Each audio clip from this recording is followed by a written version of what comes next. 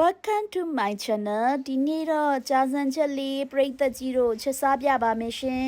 ပါဝင်တဲ့ ingredient လေးတွေကိုတိကျရိုက်ပြထားပါတယ်နော်ကြာစံချက်ချက်ဖို့အဓိကတော့ချက်သားပါရှင်ချက်ပေါင်3ပေါင်ကိုညီမကအယိုးနဲ့အသားနဲ့ကိုခွဲထုတ်ထားပါတယ်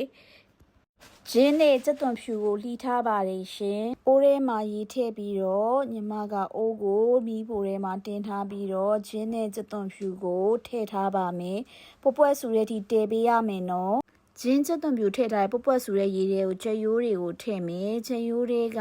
အချိုတက်လေးထွက်လာတဲ့အထိကြာကြာလေးတည်ပေးထားပါအောင်နော်။ကြက်သွန်ဖြူဂျင်းကြက်သွန်နီတို့ကိုစီတက်ဖို့အတွက်လှီထားမယ်။ချောက်ကိုလည်းညီမကပွက်ပွက်ဆူတဲ့ရေထဲမှာပြုတ်ထားမယ်။ပဲကြာစံ3ခေါင်းကိုလည်းညီမရေနွေးပွက်ပွက်ဆူထဲမှာထည့်ပြီးပြုတ်ထားပါတယ်။ပဲကြာစံလေးပြော့လိုက်ရင်စကားလေးနဲ့စစ်ထားပါမယ်။ငရုတ်သီးကိုညီမစီထဲမှာထည့်ပြီးတော့စီတက်ပါမယ်။ပြီးသွားရင်ကြက်သွန်ဖြူနဲ့ဂျင်းကြက်သွန်နီတို့ကိုလည်းထည့်ပြီးတော့စီတက်ထားပါမယ်။ပြီးရင်ကြက်သားကိုထည့်ပြီးတော့ကြက်သားဟင်းချက်တလိုမျိုးချက်လိုက်ပါနော်။အထဲမှာမြန်မာငမြရည်လေးနည်းနည်းထည့်ရမယ်နော်။အားလုံးချက်ပြုတ်လို့ပြီးသွားရင်ဟင်းရည်အိုးထဲကိုပြုတ်ထားတဲ့ပေးကြစံရည်ပြုတ်ထားတဲ့မှုရည်ချက်ထားတဲ့ချက်သားစီပြန်ကိုရောပါမယ်